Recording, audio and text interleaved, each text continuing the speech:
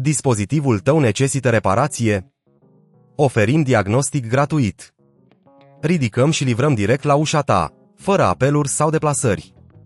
Trimitem o ofertă înainte de reparație și continuăm doar dacă o aprobi. Simplu, transparent și profesional. Link în descriere.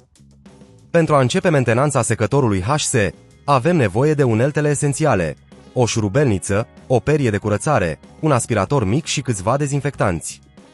În primul rând, deconectăm secătorul de la sursa de alimentare pentru a evita orice accident. Acest pas este crucial pentru siguranța noastră. După ce ne-am asigurat că secătorul este oprit, începem prin a deschide panoul de acces. Folosind șurubelnița, demontăm cu grijă șuruburile care fixează panoul. Asigură-te că le păstrezi într-un loc sigur, astfel încât să nu se piardă.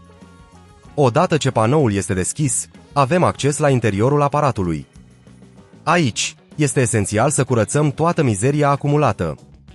Folosind peria de curățare, îndepărtăm urdăria de pe ventilator și din jurul elementelor de încălzire.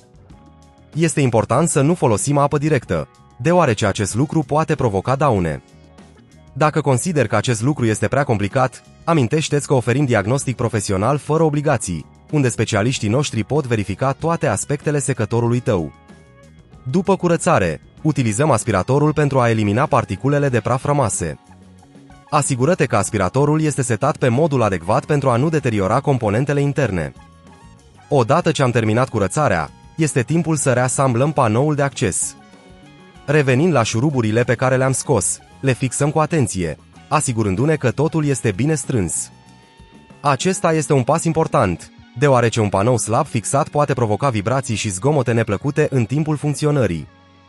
După asamblare, conectăm din nou secătorul la sursa de alimentare. Este recomandat să efectuăm un test pentru a ne asigura că totul funcționează corect. Dacă observi vreo problemă, nu ezita să ne contactezi pentru o ofertă înainte de reparație. În cazul unor defecțiuni mai complexe, oferim ridicare și livrare la domiciliu, astfel încât să nu fie necesar să te deplasezi.